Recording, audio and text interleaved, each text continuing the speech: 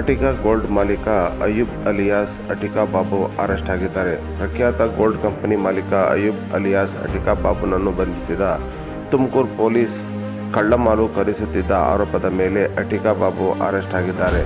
Turuvekere police ವೃತ್ತ ನಿರೀಕ್ಷಕ Lohith B N ಮತ್ತು ಸಿಬ್ಬಂದಿಯಿಂದ ಬೆಂಗಳೂರಿನಲ್ಲಿ ಬಂಧಿಸಿದ್ದಾರೆ.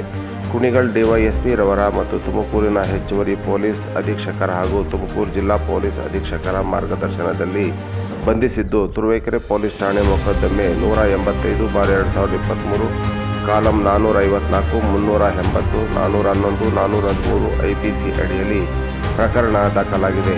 ಪ್ರಕರಣದಲ್ಲಿ ಕಳವು ಮಾಲು ಸ್ವೀಕರಿಸಿರುವ ಆರೋಪಿಯಾದ ಬಾಬು ಎ. ಪಿಎಸ್ ಅಯೂಬ್ ಬಿನ್ ಸೈಯದ್ ಬಾಷಾ 44 ವರ್ಷ, ಅಟಿಕಾ ಗೋಲ್ಡ್ ಕಂಪನಿಯ ನಿರ್ದೇಶಕ, number 3 Mariyamma apartment, resort on Bengaluru. ಇವರನ್ನು 26/6/2024 ಸಂಜೆ 6 ಗಂಟೆಗೆ ಬೆಂಗಳೂರು ನಿವಾಸದ ಬಳಿ ಪೊಲೀಸ್ ವಶಕ್ಕೆ ಪಡೆದಿದ್ದಾರೆ. ತುರುವೇಕೆರೆ ವೃತ್ತ ನಿರೀಕ್ಷಕರಾದ ಲೋಹಿತ್ ರವರು ಎಸ್ಪಿ ರವರ ಮಾರ್ಗದರ್ಶನದಂತೆ ಕಾರ್ಯಾಚರಣೆಯಲ್ಲಿ ಯಶಸ್ವಿಯಾಗಿದ್ದಾರೆ.